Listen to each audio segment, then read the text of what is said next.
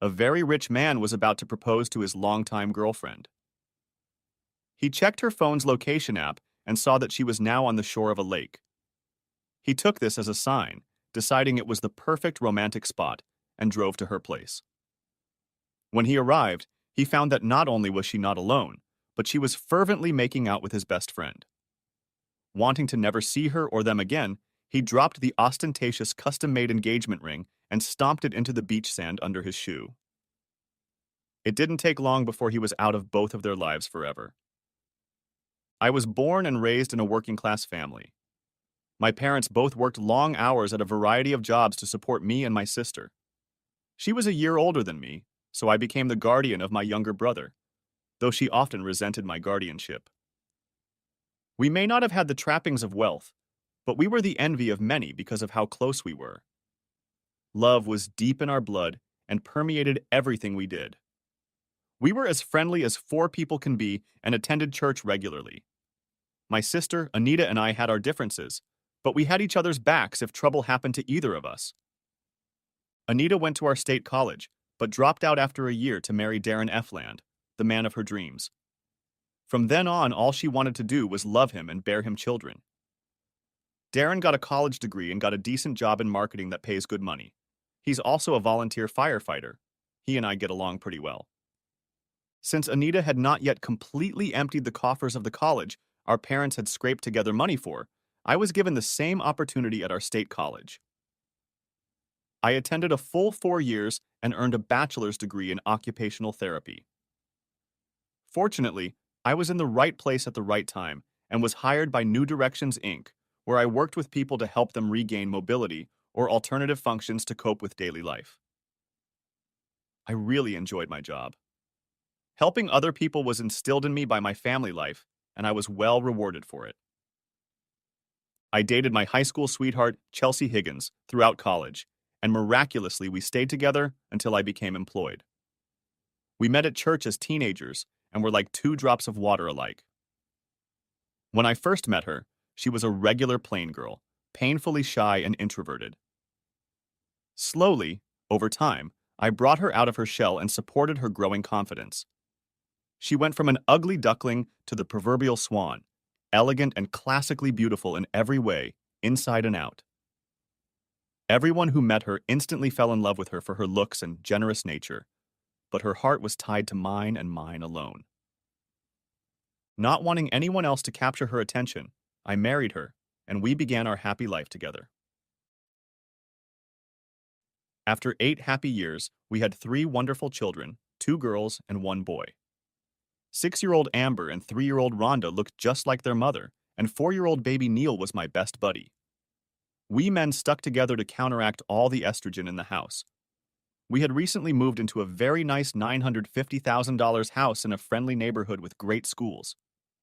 We were an American family. Next chapter. Paul Blaylock decided to grace us with his presence this morning, Rachel jokingly exclaimed. I'm not late. There's still 1 minute to 8 o'clock. By the clock, I'm on time. You're just jealous because it's so hard for me to leave Chelsea every morning, and all you have is your cat, I said jokingly. Hey, my cat has been more constant than any guy so far. No offense. Tabby misses me when I'm gone, Rachel quipped. Okay, I agree, but it's not the same and you know it. How's the day shaping up? I asked. Seems like a pretty steady schedule. Aside from the regular clients, we have 4 appointments this morning. But Paul, I'm still trying to figure out how you did it. Did what? What do you mean, did what? How could you be at a movie premiere in California yesterday and then come back here to good old North Carolina this morning? Did someone hire you to impersonate someone else? What happened, Paul? Spill it, asked Rachel demandingly. Impersonate someone? A Californian? Me? Rachel, I've never been to California in my life. What the hell are you talking about right now? Is today April Fool's Day or something? What are you up to? I'm not up to anything. It's you. I saw you on TV last night at the movie premiere. It was you. I'm willing to swear it on a stack of Bibles. Let me think about it. What was the name of that new movie? I think it was Virgil by Candlelight or some weird title like that. When you walked on the red carpet, my jaw almost dropped to the floor. They called you Pierre Dumont. But it was you, your voice and everything. You faked that weird French accent. It was hilarious. Rachel, you must be on drugs or something. That wasn't me. I've never been to California or movie premieres. And you're saying this guy looks a lot like me? No. I'm not saying he looks a lot like you. He is you, exactly the same, identical in every way. I'm not kidding, she insisted. Well, they say everyone has a doppelganger. Maybe this guy is mine. So you say he's an actor? It could be worse. He could be a pimp or a drug dealer. At least my doppelganger has class, I laughed. We better get to work. We'll have to check this guy out and make sure you're just pulling my leg, I added. I had a busy schedule that morning, and while sitting at lunch, I decided to look up this movie and this guy to see what kind of shenanigans Rachel was trying to pull.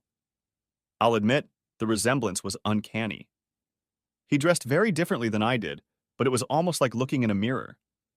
He had a little mustache that I lacked, but otherwise he was an exact replica. I looked at his stats. Same height, same build, same age, same eye and hair color. But the main difference was that he was from Europe and I was American. Later that evening at home, I showed Chelsea what I had found online, and she was fascinated by the resemblance. Paul, you just have to get in touch with this guy and see if there's any connection between them. I've never seen anything so close in the appearance of people from two different countries before, she suggested. No, it's just a coincidence, I'm sure. Every person has a doppelganger. Now I know who mine is. There's probably a Chelsea twin somewhere who would love to meet you. But you know what? What? She cooed.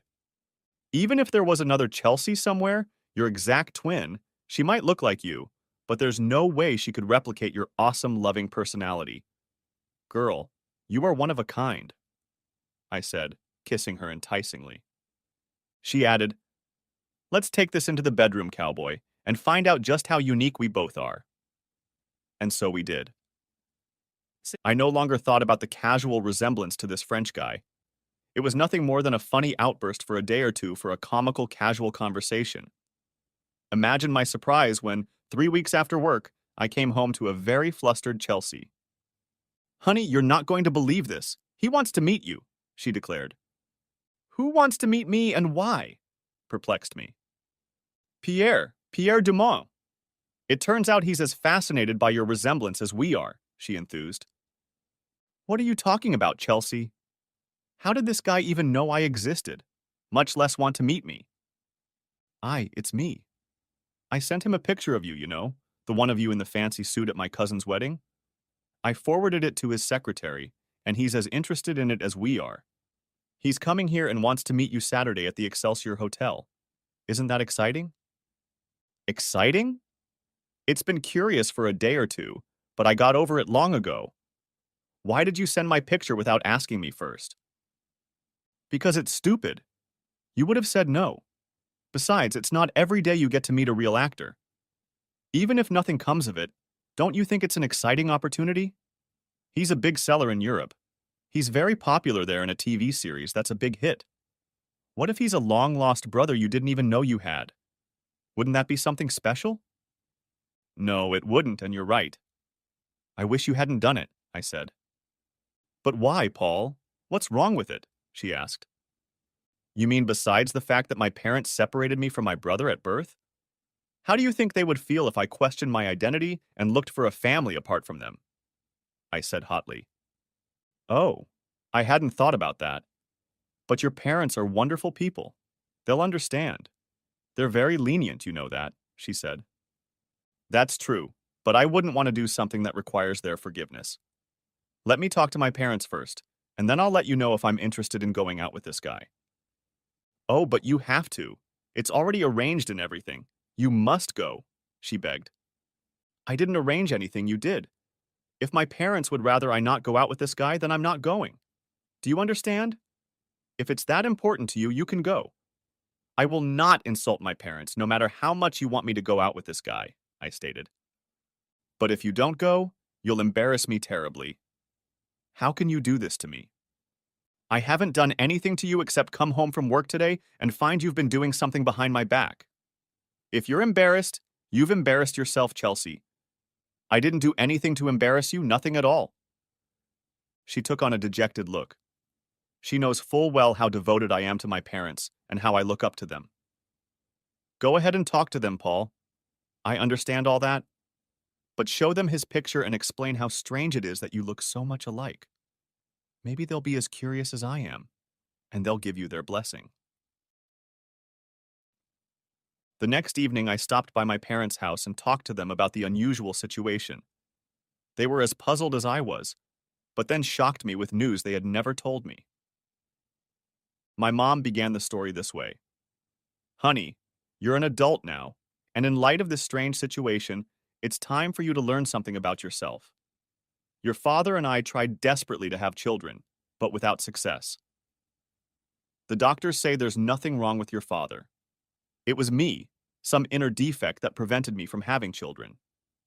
We couldn't imagine life without babies, so we adopted a child. Your sister was a godsend, and we couldn't have been happier with her. But after a year, we were contacted by an adoption agency to see if we wanted to adopt a little boy. The only catch was that the adoption had to take place within 24 hours.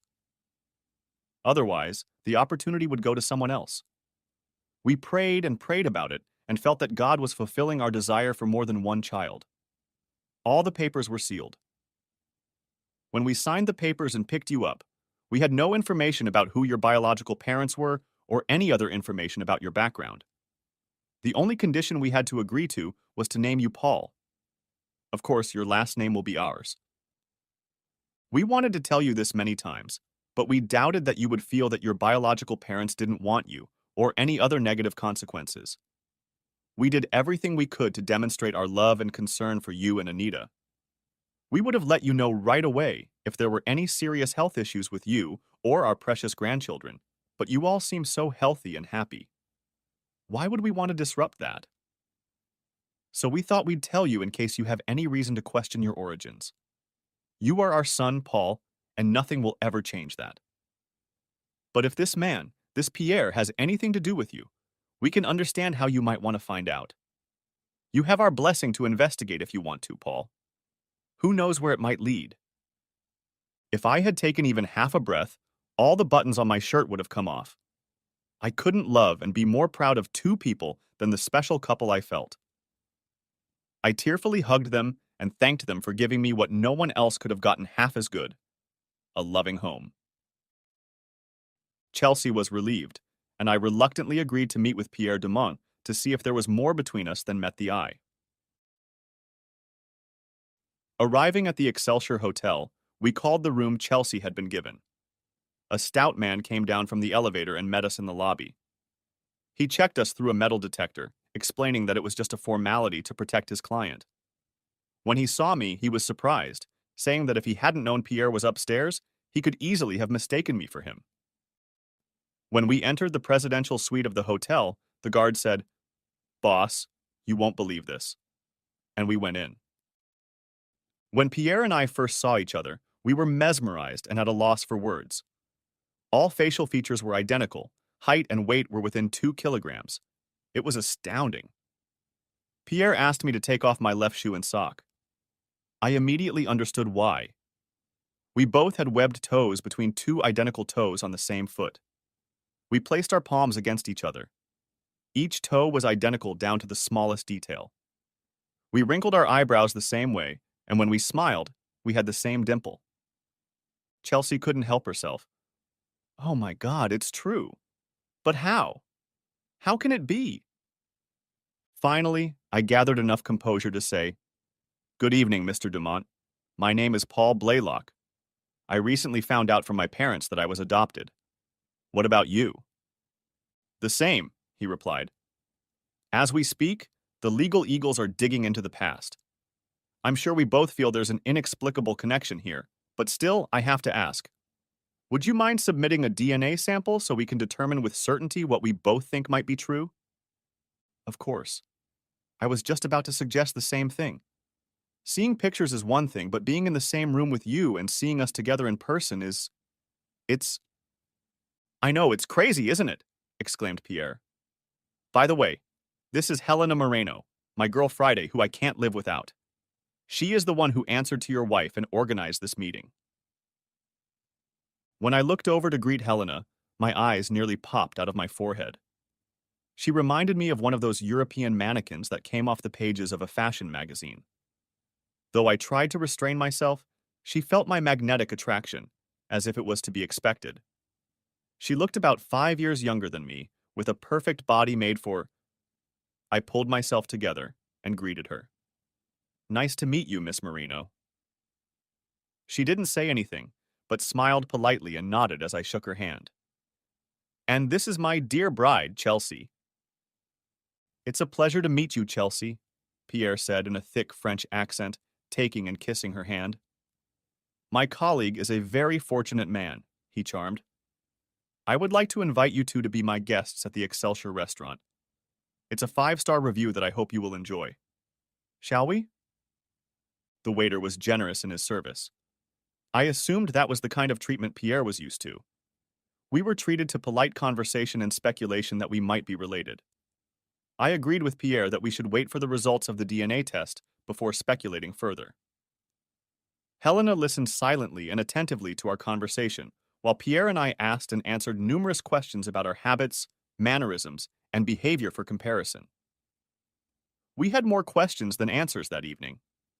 Chelsea was excited at the prospect of our sibling bond and inundated Pierre with questions about his rise to fame and stardom.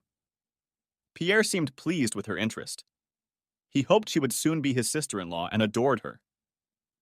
3 days later, it was confirmed. Our DNA was identical, which only happens in 35% of identical twin cases. Chelsea was beyond thrilled when I got home from work that evening. It's official, honey. You and Pierre are identical in every way. You must have had the same biological parents. There's no doubt about that. You never had a brother before, and now you do. And he's rich as hell. He's a big star in Europe, and he's just now trying to make it in Hollywood. Can you imagine? Our kids are going to have a rich uncle. Chelsea, I don't care how rich he is. It has nothing to do with the fact that we were separated at birth for some reason and never knew about each other until now. That's the question I'd like answered, not how much money Pierre has in the bank. Honey, he called today. He wants you by his side when he announces to the world that he recently discovered he has an identical twin brother. He said he's never been so excited in his life. Helena has booked first-class tickets to take us Saturday to California, where he will hold a press conference over the weekend. A limo will pick us up at the airport. Isn't that exciting? Chelsea, I just found out for sure I have a brother. I'm not interested in all the hype associated with his acting fame. I have no desire to be the center of attention. That's his business, not mine. I'd rather he and I just spend some one-on-one time to get to know each other better and lay the groundwork for what I hope will be a great relationship in the future. We still have many questions to answer. For example, who are our parents? Why were we separated at birth? Why were we put up for adoption and not taken in by close relatives? Why were the records sealed? Why didn't our birth parents want us to be together? How did he end up in France and I ended up in the States, 2 different continents? Where are our birth parents now? Are they still alive? I know, honey. That's part of it too, and you're right. All those questions would be nice to have answers to. Pierre said he's flying in to see us Saturday afternoon and we'll be his guests at an expensive hotel. We'll have a nice dinner, visit a few clubs, and have a press conference on Sunday. I can't believe we're related to a famous actor. He's famous in Europe, Chelsea, not here in the States, but I'm sure he hopes to change that. I hope he doesn't use our newfound status as a publicity stunt to enhance his career. What does it matter if that's the case, dear? How can it be a bad thing? Do you want the paparazzi and celebrity hunters looking for us and bothering us here at home trying to get at him? If everyone knows about us, they might want to interview us about our life story and all that. Honestly, honey, I hadn't thought of that. Why are you being so stupid? Why can't we just be happy that something wonderful is happening in our lives? She protested. I just want to protect my family, especially my children. I've read horror stories of celebrities being harassed and losing the privacy of family members. I hope it doesn't happen to us, and maybe it won't. I'm just trying to handle it responsibly. You're always thinking, Paul. Whatever you think is best. But can't I be a little excited about it? Is it such a sin? She pleaded. Of course it isn't, dear. I don't want to spoil your mood. It's just that I want to remain calm until we have a comfortable relationship with Pierre. For all I know, there's going to be a flurry of publicity now, and then we might not see him for another year. I hope you're wrong, she thought. I checked on the internet. They say his fortune is about 400 million euros. I don't know how that compares to dollars, but it's still a lot, she enthused. Some days the euro is higher than the dollar, and some days they're equal. But you're right. He is a multimillionaire. But that doesn't matter to me. He's my brother, and that's what will always be my focus, I said stoically. I've already made all the arrangements. The girls will spend this weekend with my parents, and your parents will take Niall. That way it won't be too taxing on them, she said. That's a good idea. We'll have to take care of bringing souvenirs for everyone, I remarked. I'd never seen Chelsea so excited since I'd met her. It was a whole new level of enthusiasm. The limo dropped us off at the posh hotel where Pierre was staying. It was an emotional reunion as he and I shared a long hug like confirmed identical twin brothers. He sobbed at how genuinely we had both recently learned of each other's existence. It was a life-changing moment for all of us. I want you to know, Paul, that my people have found nothing but dead ends regarding both of our adoptions. Not only were the documents sealed, but they must have been buried somewhere, he grinned. That means we'll have to dig deeper. I've heard from friends about a man who knows a lot about this sort of thing. He's not cheap, but the price doesn't matter to me. I've been told that if there are any answers to be found, this is the guy to find them. Are you still okay with him digging into our origins? He'll start on my side, but eventually he'll dig in your backyard too. I just want you to be ready. I've already shared with you what my parents know, which isn't much. I've talked to them, and they don't mind me finding out any truth that might be discovered. Nothing will diminish or jeopardize my love for them, and they both know it. That's fine, Paul. It's the same on my end. They don't have the answers either. It is indeed a mystery, Pierre admitted. Your room is right next door. Your things are already there and waiting for you. Why don't you two freshen up and get dressed for a night out on the town? My treat, of course. We'll blow minds when they see us both at the same time, he grinned. I'm well known in the clubs. Helena met us at the club. She was stunningly dressed. She reminded me of a younger version of actress Catherine Zeta-Jones. I wondered for a moment how she squeezed all her wealth into such a tight little red dress.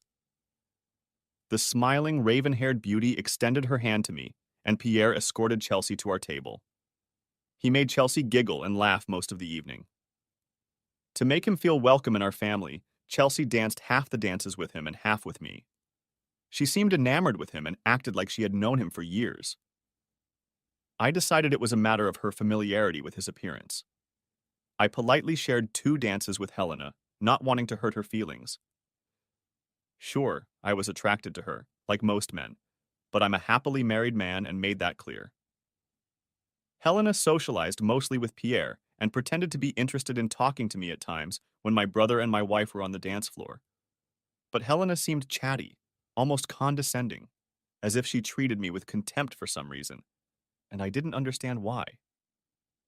Perhaps her sense of superiority was confirming her confidence in how beautiful she was. I could tell that Chelsea was very attracted to this new glamorous lifestyle. I didn't want to spoil her mood and decided to let her have a night on the town. I, unlike my vivacious wife, was not the least bit interested in this glamorous scene. I had never seen her behave so blatantly before. As we stood outside our suite before parting for the night, I respectfully shook Helena's hand and thanked her for a wonderful evening. Pierre kissed Chelsea on both cheeks and lips before leaving. As we entered our room, Chelsea preempted me. Don't say that. I know what you're thinking. It's a French thing. That's what they do. They kiss everyone for any occasion, she explained. You may be right, but I find it odd that he didn't kiss Helena or me. I grinned. She didn't answer anything. Along with Pierre, Helena, and his bodyguard Gerald, we rode in a limo to the press conference. It was there that he made a big show of discovering me and our story of how we, long-lost brothers who were never meant to be together, had ended up here after all. I stood next to him on his left and Chelsea on his right. Helena stood immediately to my left. Gerald was everywhere. I felt uneasy from the start. Dozens of cameras were taking pictures of us at a rapid pace.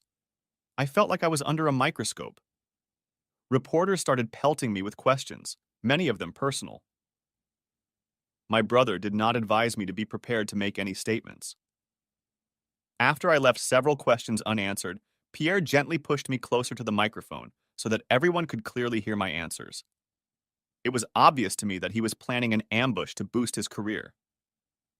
I stepped up to the microphone, cleared my throat, and simply said, "I'm sorry, but I'm not prepared to make any statements at this time. I'm sure Mr. Dumont will be happy to fill you in on the details." I quickly stepped back, nearly bumping into Helena in the process. It looked like they were trying to keep me in front. Perhaps they thought that by being the center of attention, I would love it and get hooked. If that was their plan, they were wrong. Chelsea looked annoyed at my inaction. Pierre quickly grabbed my hand, bringing both of our hands up, presenting a united front in front of the entertainment reporters, and stepped forward to fill the void. He also asked Chelsea to talk about how she brought us together. She seemed like she was born to do that and cut loose for the reporters who couldn't stop clicking their cameras.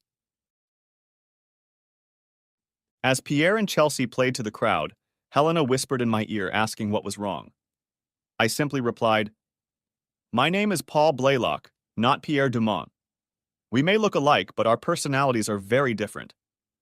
This circus is not to my liking if you haven't already guessed." Helena looked shocked. "What?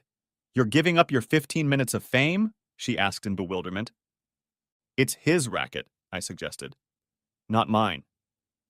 Helena's face took on a new expression, as if she was trying to figure out if I was sincere or not.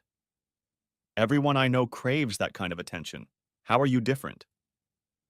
"I grew up in a loving family that taught me to be confident in who and what I am. I don't need the glitz and glamour that many others crave. I like things to be uncomplicated," I added.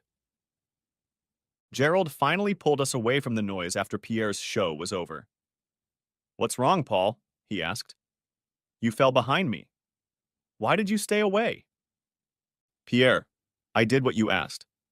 I flew here, attended your press announcement, and had my picture taken with you at least 1,000 times. You didn't mention that I would need to give a speech, so I was unprepared. This is your department," I explained. Obviously, that's Chelsea's calling. She saved the day and kept the momentum going until they stopped asking questions. "You have such a tenderfoot attitude here, Paul. You really are a lucky man." Chelsea just glowed. Pierre continued, "Oh mon Dieu. Look at the time. We need to take you two to the airport to catch a flight. If you miss it, the next flight will be a red-eye, and I know you don't want to deal with that. Your luggage is already in the trunk of the limo. My driver will get you there on time. One more thing before you go. Tell him, Chelsea." Pierre nudged her. She looked like she was barely holding back. "Right. I almost forgot. Paul, guess who's staying with us all next week?" "Your mom?" I teased. "No, silly. Pierre. He said he's taking a break from work right now and has some free time. He said he wanted to get to know you better, so I asked him, why don't you stay with us next week and you two can talk all night long if you want? He can use the spare bedroom. Wouldn't that be wonderful?" "But what about his safety? Where will Gerald and Helena sleep?" I inquired. "Oh, they'll be nearby at the Excelsior," Pierre explained. "Besides, I have a few other ideas for security that I think you'll like. Thank you for the invitation, Paul. I'll see you tomorrow night then." Tears flooded our eyes as we both realized our permanent connection. We were both still in shock at the whole thing. Chelsea chattered most of the way home. I barely uttered 2 words. I was unaccustomed to being jumped on in my own home. I let her babble on and on. I picked up the kids and took them upstairs for their nighttime bath. Chelsea was constantly on the phone with her friends, cheerfully recounting the events of the weekend as they unfolded. As the evening drew to a close and we were getting ready for bed, she gave me a hug and signaled she was ready. Sorry, honey, time zone change. Tomorrow is going to be a busy day. Another time? I asked. You've never turned me down before. What's going on, Paul? You've also never invited a man we've only recently met to stay with us for a week without discussing it with me. I boiled over. Is that what's bothering you? He's your identical twin brother, for heaven's sake. I thought you'd jump at the chance to see him here. He's an amazing man. Wait until you get to know him better, she hinted. You mean the way you already know him? From the way you've been crazy about him all weekend, I got the idea you'd let him replace me in a heartbeat. Paul, you're jealous of your own brother? That's the stupidest thing I've ever heard out of your mouth. You need to stop that kind of talk immediately. Do you hear me? You're crazy. Really? What are you two going to do all day for a whole week alone in this house while I'm at work? Next week, you are going to be with him a lot more than I am. Maybe by the end of the week, you'll be able to tell me all about my brother and all the things you've learned about him that I haven't had time to hear. And next week, maybe I can spend time with your parents and tell you all about them. I said hotly. You stupid asshole. I was going to give you some love tonight, but not now. She resented. I get it. You're saving it all for my brother, aren't you? Screw you, she growled. Not tonight, dear. I have a headache, I stated sarcastically. Needless to say, not a word was spoken between us for the rest of the night. Waking up early Monday morning, I didn't feel like apologizing. I was sure she felt the same way, so I quietly got dressed and slipped out to work. I'm sure she'd memorized the time of his arrival and would make sure Pierre was settled in. I, on the other hand, wanted to get back to work and get my mind off this crazy roller coaster ride. Rachel was ready to go as soon as she walked through the door 30 minutes early. How did you manage to get ahead of me at work? Did Pierre really teach you how to act like a professional? She joked. I'm afraid he hasn't. He's coming today to spend a week with me and get to know me better. Chelsea invited him over yesterday, and he jumped at the opportunity. I asked her what she's going to do all week alone with him while I'm at work. I was watching the entertainment news yesterday. I saw a lot of him and a lot of Chelsea, but not so much you. What happened? Asked Rachel. Apparently he wanted me to give a big speech, but forgot to tell me about it. He craves publicity, and Chelsea seems to too, but it's none of my business, so I just let them deal with it. Are you sure you want to leave that snake alone with your wife all week? Why do you ask that? I asked. There's not much news about him here in the States, but if you go online and search the English versions of some French publications, he has a reputation as a playboy.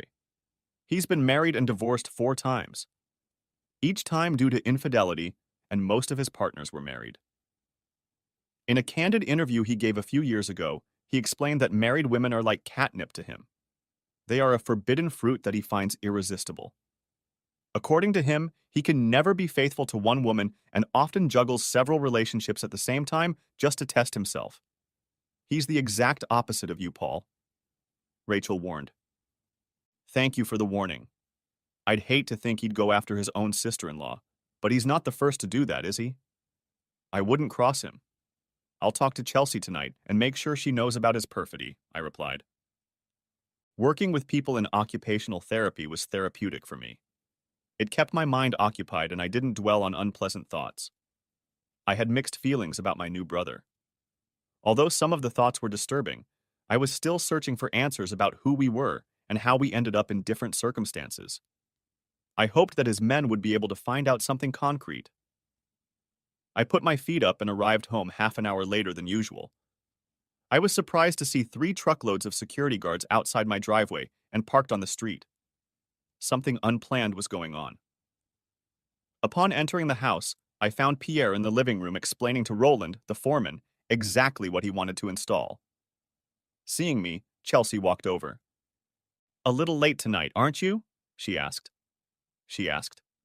She asked. As you know, Chelsea, every day is not like a day lived in a pattern. I'm not about to give up on a patient in the middle of a breakthrough. You know that. What's going on here? She smiled. It's a gift from Pierre for letting me let him stay here this week. I tried to get him to call you first and discuss it with you before doing anything, but he insisted. I see.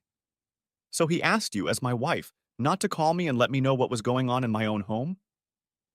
She looked down at her feet. I thought you would be pleased. Pierre has had his men install a new state-of-the-art security system throughout the house. That way, whenever he's here, we'll be immediately alerted to the presence of any lurkers, admirers, or anyone else undesirable. And when he's not here, we can rest assured that the kids are safe and sound. Parents can never be too secure these days, Paul. And how much is all this going to cost us? I inquired. I already told you it's a gift. It won't cost us anything, she added. Maybe not monetarily, Chelsea, but it's already costing me the world in my own home. I would never have agreed to have this system installed without a lot of talking. I believe my name is on the title deed, isn't it? Shouldn't I have a say in any home improvements we decide to make? I'm disappointed in you, Chelsea. Pierre is strong enough to handle him on his own. And now I have to fight you too? I thought we were a team, I said in annoyance. What part of the word gift don't you understand, Paul? When someone gives you a gift, you say thank you and accept it with a smile, whether you like it or not. He is trying his best to do something nice for his new brother. Why do you want to take that joy away from him? Why don't you ask him if he wouldn't mind if I took a shower in my own home? After all, I'd hate to disappoint our guest. Did he bring sacred water for me? I spat. Go take your own damn shower, she bellowed. Dinner will be ready when you get back downstairs. I left her to tend to the kitchen and Pierre to his project management, and I climbed the stairs and took a long cleansing shower myself, searching for my best mental strength. After a few deep breathing exercises, I walked down the stairs with a smile on my face. After hugging and chatting with the kids, I took my seat at the side of the table. I usually sit at the head of the table. I thought Pierre could sit at the head of the table as our special guest. Is that okay with you, sweetie? Asked Chelsea in front of me in front of my family. Of course, I replied curtly. My brother will be welcome at our table. I didn't look up, but peripherally noticed Pierre and Chelsea smiled when I said that. What's this? I asked, looking at the food I'd never seen on our kitchen table before. Chelsea glared. Isn't it wonderful?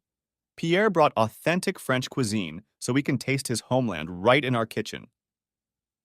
Okay, I'll ask again. What is it? Pierre jumped up enthusiastically. Allow me, brother. Today's delicacies are 3 of my favorite dishes: escargot, vichyssoise, and bouillabaisse. Escargot is an edible snail appetizer, served in a shell with a sauce of melted butter and garlic. Vichyssoise is a thick, creamy soup of potatoes, leeks, and onions served cold. And bouillabaisse is a heavily spiced stew of several kinds of fish and shellfish. Yep. What do the kids eat? My oldest daughter Amber smiled and replied, Daddy, we're having fish sticks. Mom said we should eat seafood like you adults, and we don't like it, she said, wrinkling her nose and pointing to the French cuisine. I looked at Chelsea. She knew exactly what I was thinking and what I was about to say. No, there were no more fish sticks left. There were only enough for the kids. Why don't you try something new for a change? It won't do you any harm to try a different culture, she said dismissively. Pierre looked amused but remained silent. Excuse me, I'll be right back, I announced. I walked over to the kitchen island, gathered some things, and made myself 2 peanut butter and jelly sandwiches before returning to the table. Really, Paul? Peanut butter and jelly? You're not even going to try it? She said. The kids clamored in unison. We want peanut butter and jelly too. Okay, Daddy. Can we have some? We don't like fish sticks. I laughed out loud. I guess I'm a kid at heart. I cut 2 sandwiches in half, gave each of the 3 kids half a sandwich, and went back to the island to make more. It was obvious that Chelsea was embarrassed by my behavior and disgusted, but I wasn't trying to impress my brother like she was. Truth be told, I don't think Chelsea loved French food as much as she pretended to. Until tonight, I had never once seen her eat any of them. Just as the kids and I were licking the excess jello off our fingers, the doorbell rang. Helena brought some papers for Pierre to sign and handed over a manila envelope. An Excelsior limo took her to the hotel for the night. Pierre looked at me and said, "That's it, Paul. Here is everything there is to know about our origins, about where you and I came from. Are you ready?" I nodded. "Go ahead, Pierre. Whatever is in that envelope is more than we know now." "Paul, Helena said my guys have figured out everything there is to figure out. If there are unanswered questions after this, they will remain unanswered unless some miracle happens. So let's get started." He quickly looked over and reread the papers before he began to read aloud. "According to this report, our parents were very wealthy. Their names have been permanently expunged from all available records, so we may never know their identities. The records themselves were minimal and sketchy. My investigator found a young secretary who typed up the papers allowing us to be legally adopted. She was young at the time. She has since retired, but remembered our story well from working with the attorney." He continued. "She said our mother, whose only name she remembered was Pauline, no last name, had given birth to twins.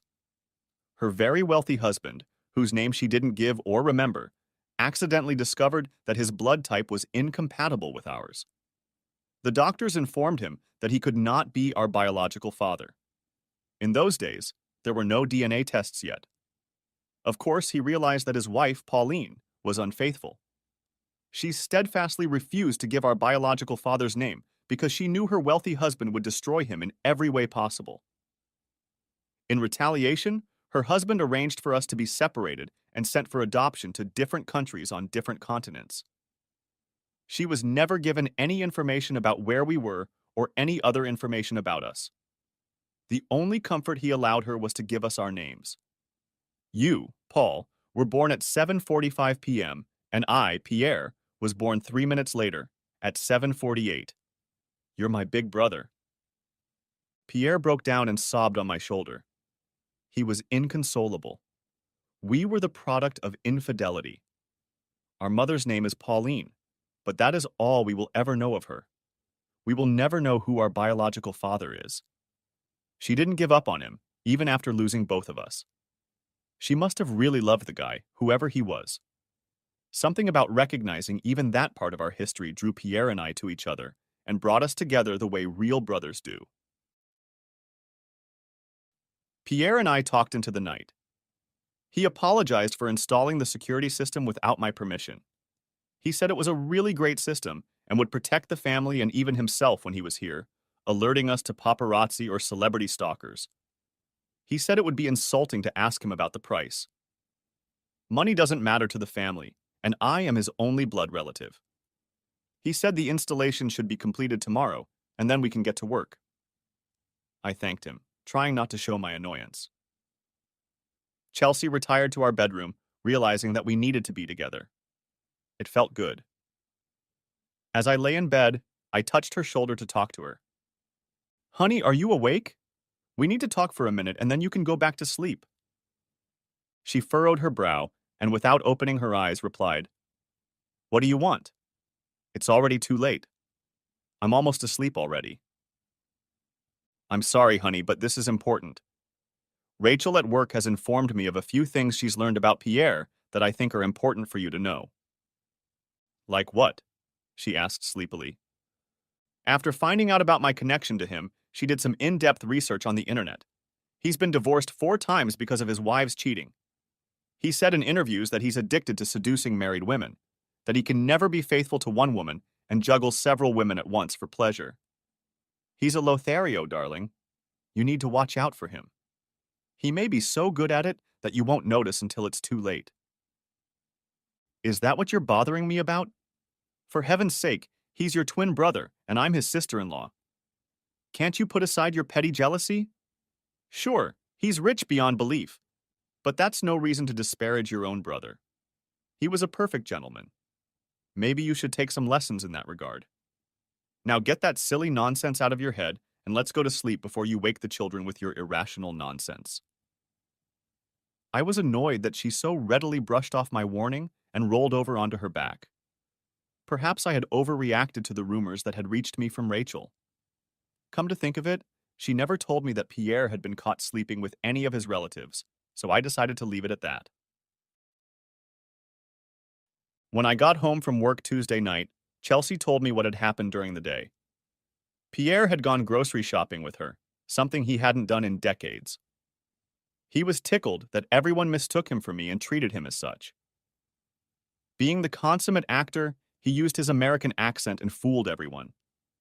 She said she was amazed at how creepy it was to see and hear him as me. He liked the anonymity my role gave him. Kids liked having two identical dads, one at work, one at home. My stomach rumbled again. It turned out, however, that the security system was not yet complete. I was told it was almost complete. There was one part left, which had been ordered and might not arrive until next week at the earliest. The project manager, Roland, promised to bring the part himself as soon as it arrived. Pierre was upset that the system was not complete, but that's life. He had Gerald pay for a babysitter and took us to the Excelsior Hotel for dinner. At least there I had choices other than snails. There is a dance club on the lower level. It's pretty popular, but we've never tried going there yet. Chelsea danced the first two dances with me. The rest were with my brother. Since he was our guest this week, she did her part. Helena also dined with us and sincerely offered to let me dance with her, but I graciously declined. While Pierre and Chelsea were on the dance floor, I decided to have a little chat with Helena. "So, Miss Marino," she interrupted me. "Helena, please. Miss Marino is my mom," she giggled. "Thank you, Helena. I didn't mean to sound presumptuous. What is your background, if I may ask? Marino is Spanish, is she not?" "How perceptive. Yes, she is. I was born in Spain. My parents divorced when I was 7, and my mother moved us to France for a new job at the consulate. I've been living there ever since. I took English in school and learned Spanish and French in my native language." "Your English is very good. I can barely pick up your accent, except when you speak French with Pierre. Alas, I am not bilingual. I'm curious, are you Pierre's personal assistant, secretary, girlfriend, or what?" "Or what?" she replied. "What do you mean?" "It means I'm what he needs. If he needs a personal assistant or secretary, that is me, someone to run his errands, again me, to take care of anything or anyone he wishes, then I am it." "You mean there's nothing you wouldn't do for him?" "Mostly," she admitted. "He rewards me very well. Basically, my life revolves around him, his wants and needs, 24/7, and I don't come cheap." "But doesn't that make you—" "What? A professional escort? You can call me that if you want. For what I get paid, I don't care what you or anyone else thinks of me. Someday I'll retire and live in luxury the way I'm used to." "I appreciate your candor. I am not judging you, Helena. On the contrary, I find you mysteriously charming." She grinned at my remark. "I've never been called that before." "Only special people are called that," I joked. She looked at me strangely when I said that. The next day, Wednesday night, Chelsea was acting a little weird. She wouldn't look me straight in the eye, but she had made my favorite dish and waited on me hand and foot. I thought it was weird at the time, and I thought I caught Pierre winking at her, thinking I hadn't noticed, but she didn't acknowledge it. He was acting like a cat that had eaten a canary. I wondered if the tension meant something else was going to happen that I might not appreciate.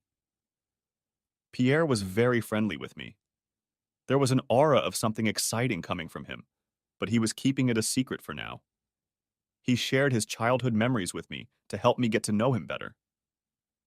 His wealthy grandmother on his adoptive father's side had left him a trust of €1.5 million. He received a first-class acting education at the best universities in Europe, and his wealth began to grow like a snowball when he landed a spot on a very popular sitcom in France. He even talked about the possibility of us doing TV or movies together.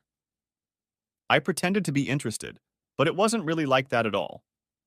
He seemed genuinely happy to have a twin and said that we were getting closer and closer every day, and he wanted to keep it that way. He urged me to consider moving my family to France to be closer to him, saying he would cover all the moving expenses. He said my education and professional skills would easily transfer there. I thanked him for his generous offer and politely told him that I would think about it, but that there was no way in hell I was going to take that step. When I got into bed with Chelsea that night, she gave off every indication of not wanting to lie with me. What's wrong? What's wrong with you tonight, Chelsea? It's okay, Paul. Please don't push me. I'm trying to be a good girl and not blab. Are you telling me you have a secret from me? From your husband? Let me guess. It's Pierre's secret you're keeping from me, right? I swore I wouldn't say a word, but yes. I'm helping Pierre make a wonderful surprise for you tomorrow. Please don't ask any more questions. I'm about to burst. You'll love it. You'll see, she said animatedly. So that was why she was so confused tonight. Why had Pierre gone to all this trouble? First, the very expensive security system, and now what else? Chelsea is beyond excited about what's going to happen tomorrow. What a disappointment. She said she'd make it up to me. I have a feeling I'm going to be unhappy with my surprise tomorrow. Thursday morning, I hugged and kissed my kids as usual before heading to work.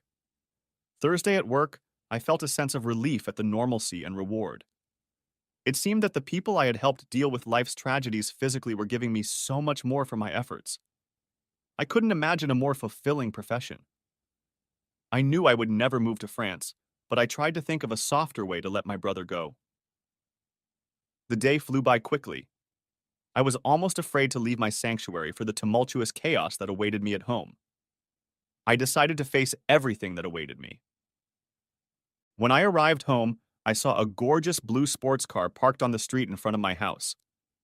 I wondered if it belonged to any of Pierre's friends or co-workers who had come to visit. If another celebrity showed up at our house, Chelsea would be bouncing off the walls. Her head would get so big that she would have trouble getting through doorways. Should a visiting celebrity be my surprise? I hoped not. Things were chaotic enough as it was. I parked the car in the garage, and the kids ran to greet me when I entered the house. Let just them keep me from getting lost and focused. Their hugs on my neck and kisses are irreplaceable. They are the joy of my life. I strained to see who or what would be my surprise of the day. When I entered the den, my jaw nearly dropped to the floor.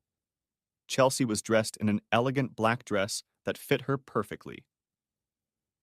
"What do you think, honey?" she asked enthusiastically. "That dress looks expensive.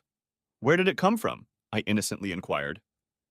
"It came from Paris," Pierre interjected. "It's made of the finest French silk chiffon. I had it custom made to her measurements. Doesn't she bring it to life?" "Gorgeous." "As I said, you have a beautiful wife, mon frère Henri," he repeated. "She's been so good to me. It's just a small token of my appreciation," said Pierre, who was also dressed in a several $1,000 tuxedo. "I see. What's going on? And whose car is that parked outside? Do we have another visitor?" I asked. "Oh no, honey. It's just the three of us here. The babysitter will be here in a few minutes. Pierre insists that we celebrate again tonight. That's why we're dressed up like this," she informed me. "Yes," Pierre put in. "I took the liberty of ordering a new tuxedo for you, one just like mine, according to the measurements your lovely wife provided. It's lying on your bed." "Yes, dear. It's waiting for you right there. Why don't you put it on and we'll go celebrate?" advised Chelsea. I smiled weakly. "And what exactly are we going to celebrate?" "Wonderful news," she exclaimed. "But Pierre will tell you after you get dressed." 10 minutes later, I came down the stairs in one of my usual suits. "What? What happened? Why aren't you wearing your new tuxedo, honey?" she asked. "The pants were a little tight," I lied. "I couldn't manage them, but I'll be fine in this suit." "Idiots!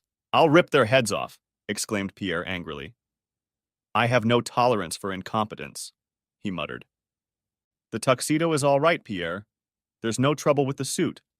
The problem is me. I've put on a few pounds lately and I've gotten too big for my pants.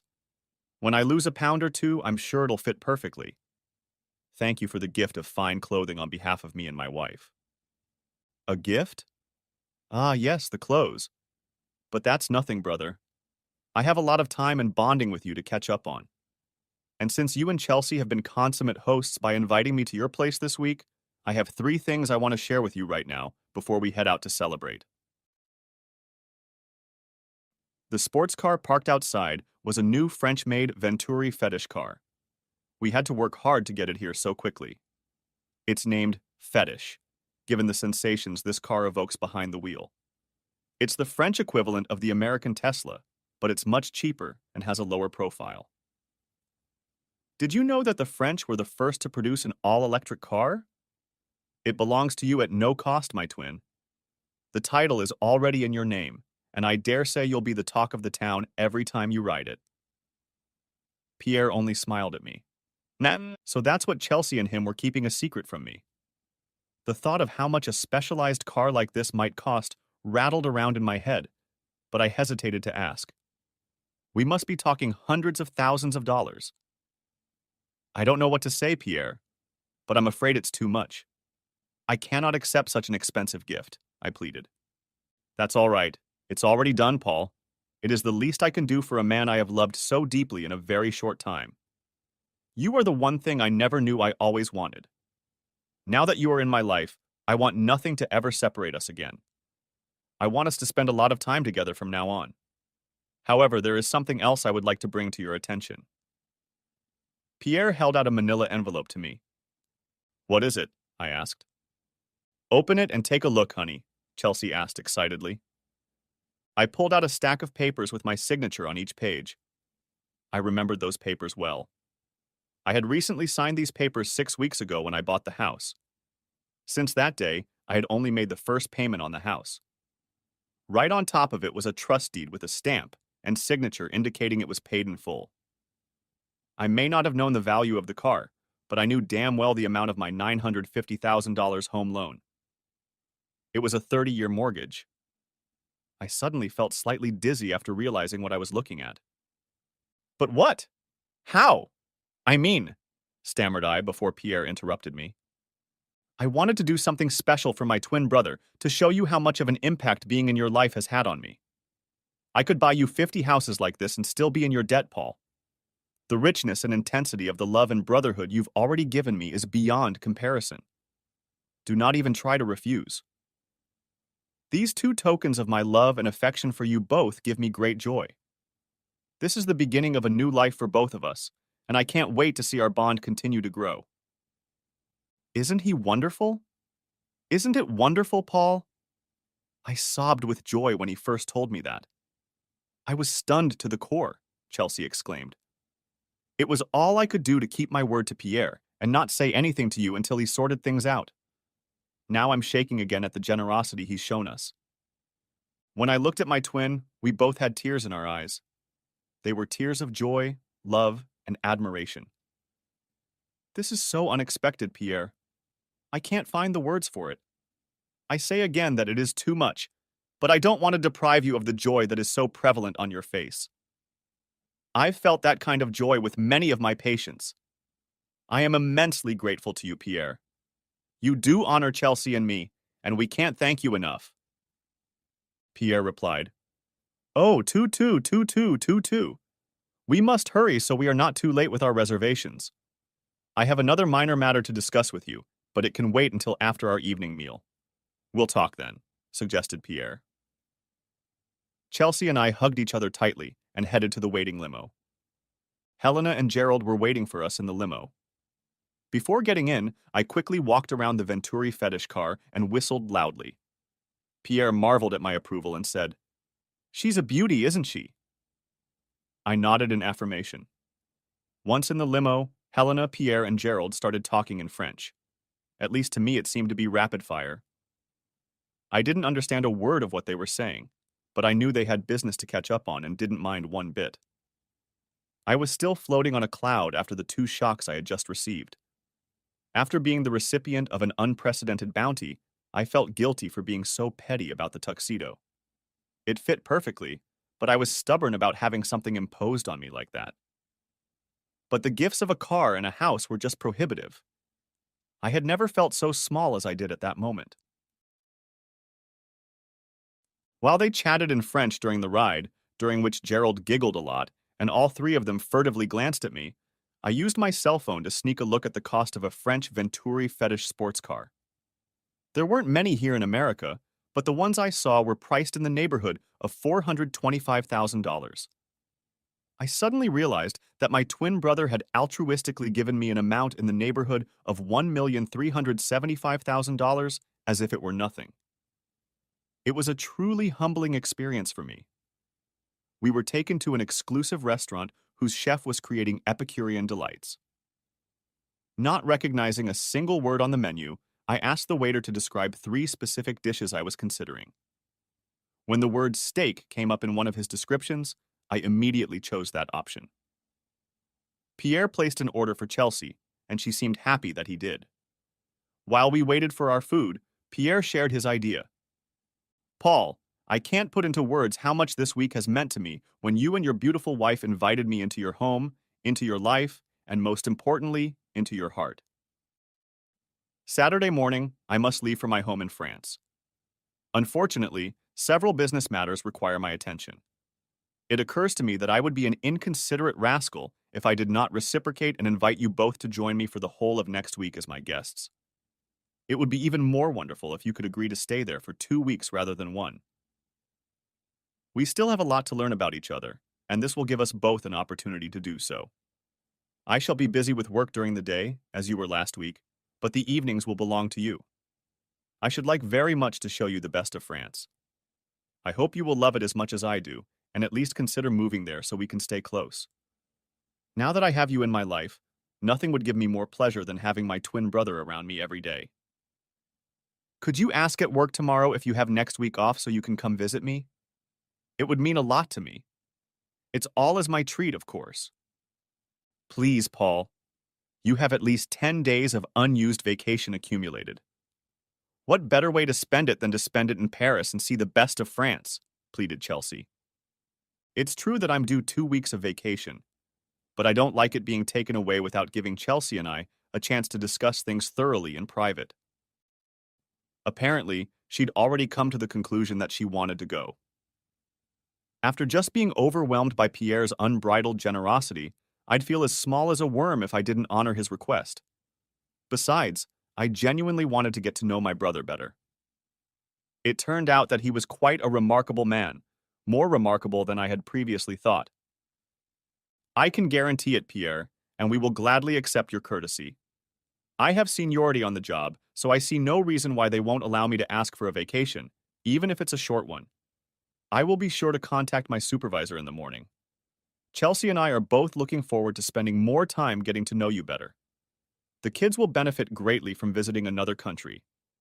It will be the perfect vacation for our whole family, I shared. Ah, yes, the little ones. There might be a problem with them coming on such short notice, Pierre suggested. How so?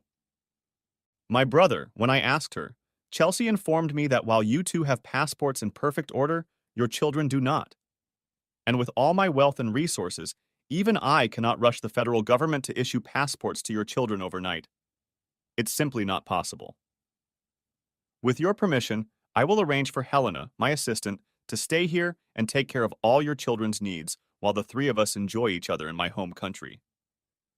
If you are not comfortable with Helena, you may, of course, take care of your children at my expense, as you see fit. Passports. I had forgotten about that. We had mentioned that we would apply someday, but we didn't think of it at the time. As much as I hate to leave Amber, Niall, and Rhonda behind, it's still a great opportunity for Chelsea and me. I don't mind Helena being in charge of them if Chelsea doesn't, I agreed. Chelsea nodded in agreement.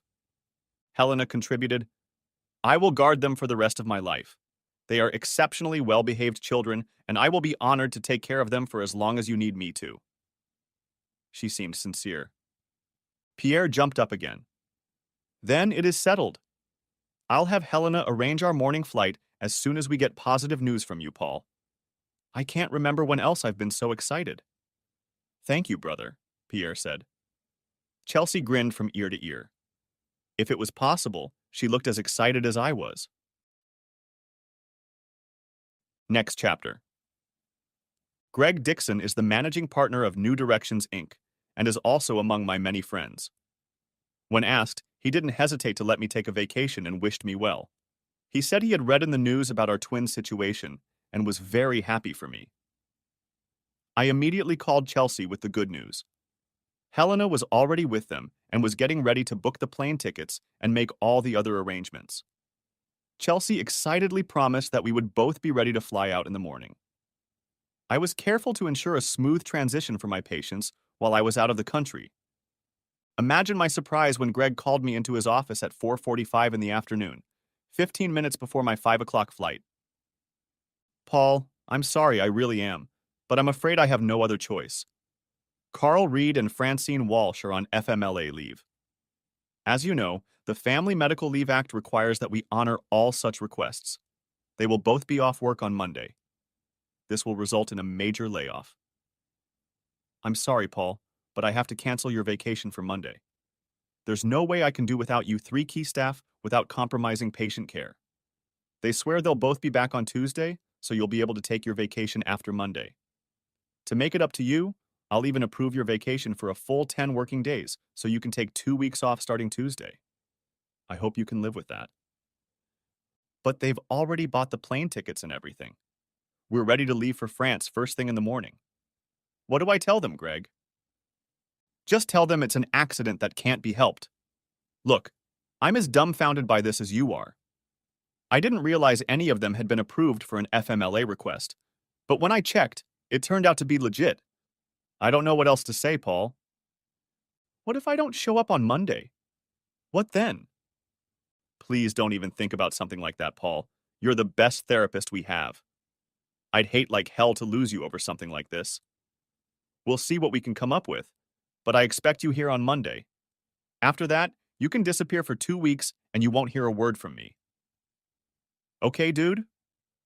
I was disgruntled as I drove home, hoping that my and Chelsea's tickets for Tuesday could be changed without too much trouble. The only upside to this development was that I could stay for 2 weeks straight. This is terrible news, honey, Chelsea lamented. How could they do this to you after all these years? I mean, you're the best man they have. Pierre, Helena, and Chelsea listened with interest as I explained the unusual circumstances.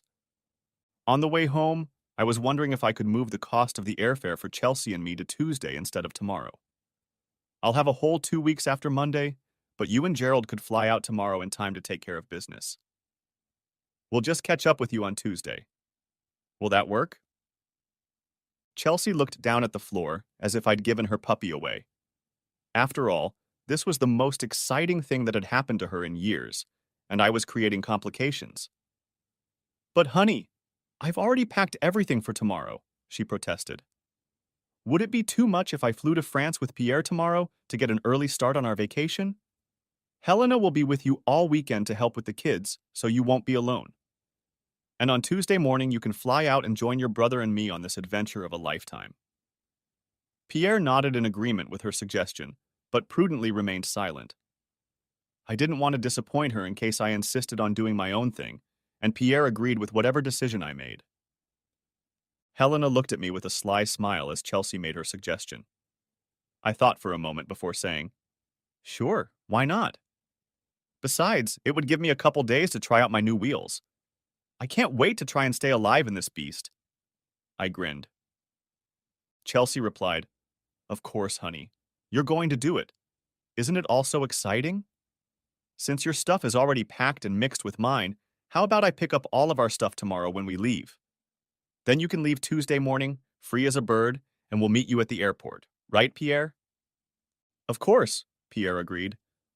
"I'm sad that you won't be able to fly out with us in the morning, Paul, but I'm glad you'll have a whole 2 weeks to spend with me at my house. Play with your new toy this weekend. A mixed blessing, isn't it?" Early Saturday morning, my 3 kids, Helena and I, saw Chelsea, Pierre, and Gerald off at the airport. The kids were unhappy that they wouldn't be able to go to France this time, but I promised that I would soon make them all passports for next time. That seemed to reassure them. I told Helena not to worry about babysitting until Monday morning. Since I would be home, I would take care of their needs in Chelsea's absence over the weekend. She seemed very disappointed that she wasn't needed and tried her best to change my mind. For some reason, she became very assertive. I stubbornly refused her kind gesture, and eventually she nodded and went back to her hotel. I wondered if she was losing money because I wouldn't let her help until Monday. Perhaps Pierre had engaged her for that purpose. It wasn't a burden for me to do the occasional single dad duty, so the four of us fell into a familiar routine. Chelsea had made Amber promise to help with her younger brother and sister before she left, and she took to her role like a duck to water and immediately began bossing them around. I was questioning whether to send Helena when it occurred to me that I wouldn't be able to play with my new Vision Fetish sports car.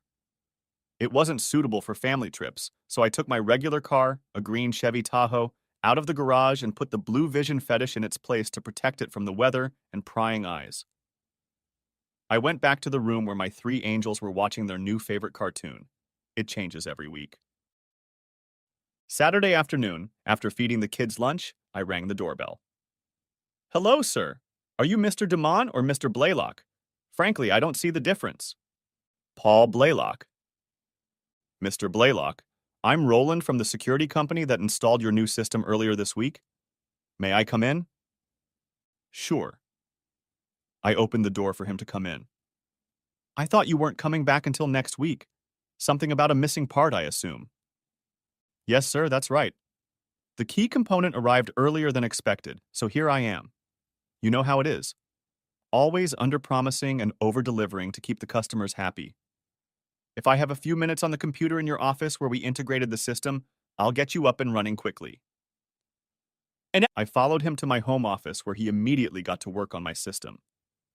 All that's left to do is install this security key into one of your USB plugs.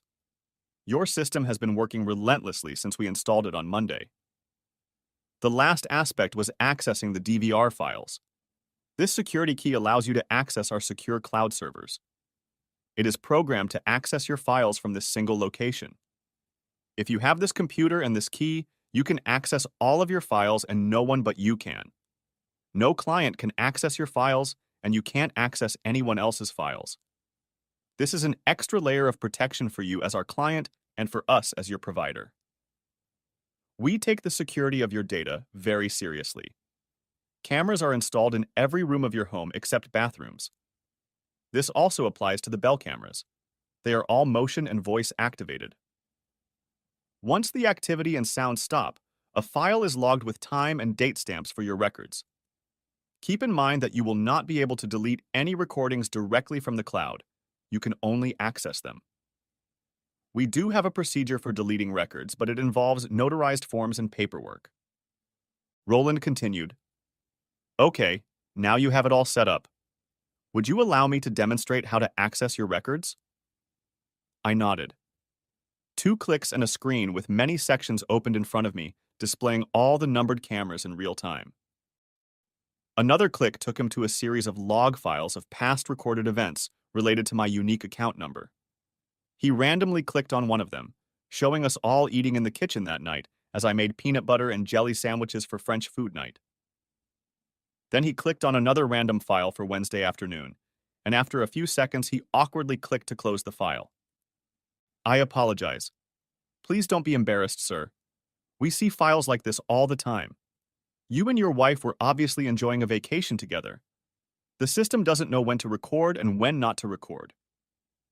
You can easily disable the camera for a certain period of time to prevent unwanted private recordings like this one. Just follow the links and everything will be done for you." "Do you have any other questions, sir?" "Yes, just one, if I may. Can I download and save any of my archived logs for playback as a separate file on your system?" "Yes, sir. This is one of our most popular features. Many customers build their own personal libraries of such files. When viewing any of your files in the cloud, simply right-click anywhere on the playback screen and select Save As. The files belong to you, and you can do with them as you see fit. We protect them from unauthorized access in the event of a crime such as robbery or assault. For your protection, we maintain the chain of evidence required in many legal systems. You have been very helpful, Roland. Thank you for your time." We shook hands, and he drove off in his truck. I sat there in a daze. My mind had exploded, and I was trying to get my brain to function again. The tape showing Chelsea and I doing this wasn't in the master bedroom where she and I always had fun, and I was at work at the time of the tape. She wasn't doing it with me. Rachel's premonition had come true. Of course, just because I had only seen a moment of them having fun in the spare bedroom didn't tell me the whole story. I wanted to know as much backstory as possible. I immediately decided to download and scan all the recordings made before they left for France. I wanted to hear all the conversations, as well as learn about everything they did behind my back. Apparently, Pierre had not quite correctly visualized the actual working state of the security system he had ordered. He mistakenly believed that it was missing parts that prevented it from functioning. It must have been nice to have a twin brother for a short time, but I knew I would be without a brother for the rest of my life. I realized that my hard drive wasn't big enough to hold all the files I had, so I started quickly scanning each one looking for the ones where Chelsea and Pierre were in the same room or on the same property. I made notes in the file names and dates and timestamps to keep everything in order. Chelsea texted me an excited message at 3:15 p.m. Chelsea, just arrived in Paris. It's already 9:15 p.m. here. I'm 6 hours ahead of you. The nightlights are amazing. I'm sure they are. Chelsea, how is Helena? Me, I don't know. Chelsea, isn't she with you? Me, no. Pierre is going to be so upset with her. She was supposed to be helping you. Me, I don't need help until a month from now. I sent her to a hotel before then. Chelsea, he will still be disappointed with her. Me, it's all my fault. Blame me, not her. Chelsea, if I call now, will I be able to talk to the kids? Me, sorry, I'm going to bed. Maybe later. I lied. Chelsea, okay. I'm not sure when I'll call again. Times are different. Me, okay. Chelsea, I'm really excited. I have to go. Me, okay. Chelsea, say hi to the kids. I love you too. Me, okay, bye. Chelsea, hugs and kisses. Me, bye. She didn't even notice that I didn't return her affection. I wasn't ready for a confrontation. But I wondered why Pierre was upset with me for sending Elena away. Did he think I was incapable of taking care of my own children? I packed up the kids and took them to Costco. 5 TB external hard drives were on sale for less than $100. I picked up 2 of them. Of course, while we were there, we had to go through the toy department, even though there aren't many of them there, except during the holidays. I let them each pick out one item within my cost range, which seemed to put them at ease. We stopped at McDonald's on the way back, and they expended a huge amount of energy in the indoor play area. We grabbed some fries and a milkshake to hold us over until dinner. Back home, I continued scanning the magazines that took up the rest of Saturday afternoon. With a mental exhale, I finished my quick search and ordered pizza for dinner. My trio could eat pizza 3 times a day and never once utter a word of complaint. When I tucked the last one in for the night, I realized they had trashed the house. I smiled at the fact that I had the honor of cleaning up after them. It wasn't an obligation for me. There was nothing more important in my life right now than the 3 of them. I tried not to think about what I knew Pierre and my wife would be doing tonight and before I arrived on Tuesday. Who was I kidding? There was no way I was going to get to sleep anytime soon, so I busied myself with downloading to my new external drives all 26 numbered files I had set aside for in-depth study. I had enough for one, but it almost completely filled up because the files were huge due to the high-definition format in which they were recorded. I ended up dozing off somewhere around 2 in the morning. I didn't need to set my alarm clock because 3 hungry kids were pushing me out of bed at 7 in the morning to make my signature pancakes. No, I didn't get enough sleep. And yes, the kitchen was a mess afterward. And yes, the kids had syrup all over them. But I still didn't mind one bit. Just as I put them away and got the kitchen looking presentable again, the phone rang. "Hi, honey. Can you hear me all right? I'm calling from France," said an animated voice. "Oh, hi, Chelsea. Hold on a second. The kids are here. They just finished breakfast." Without another word, I handed the phone to Amber, who carried on the conversation for a few minutes. One statement caught my attention when Amber said, "No, she didn't stay the night. She's not here. Daddy is looking after us himself." Why would Chelsea ask our daughter if another woman had spent the night here? I whispered to Amber to pass the phone to Neil and Rhonda to her.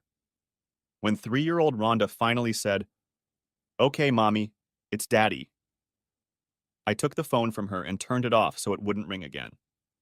Chelsea could infer that Rhonda had accidentally turned the phone off and assumed that she had failed to talk to me. I waited 15 minutes before turning the phone back on.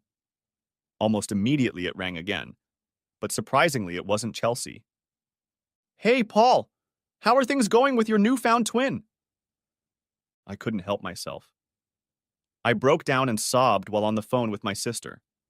We may not be blood relatives, but our love and bond far surpassed anything I had ever felt for Pierre. "Anita, thank God you called. I'm about to go crazy trying to get to the bottom of this." "Get to the bottom of what, Paul? What's going on? Did Chelsea's plane not make it safely to France yesterday?" "Yes, it made it. But that's not the problem.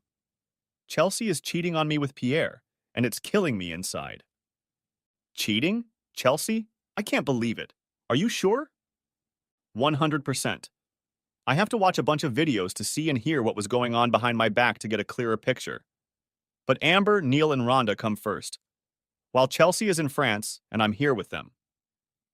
Anita interrupted me. "I'm really sorry about that. Shit, the cheating. Don't say any more, Paul. I get it. Darren and I were planning on taking our two of us to the water park today, and I called to see if you wanted to join us. How about you swing by in about 30 minutes and we'll pick them up from you for the day?" "I can't do that to you, Anita. 5 kids at the same time? Are you kidding me?" "No need to worry, little brother," she grinned. "Mom and Dad will be there to help. They love nothing more than to spoil all 5 grandchildren at once. We'll have them back by 8 o'clock at night, fed and totally tired. How's that sound?" "Sounds like a lifesaver to me, sis. The kids can have some real fun tonight, and I can go through all these notes and try to put something coherent together to prepare for the confrontation. Pierre is very rich, so I need to be extremely careful to confront him with only hard facts." Anita and I hugged as heartily as I had never hugged in my life as she left the house with my 3 children in tow. End of Part 1. Part the 2nd of May be coming out in 10 hours. Write in the comments if you're waiting for it. Also, give a like under this video and subscribe to my channel. I hope you enjoyed this video.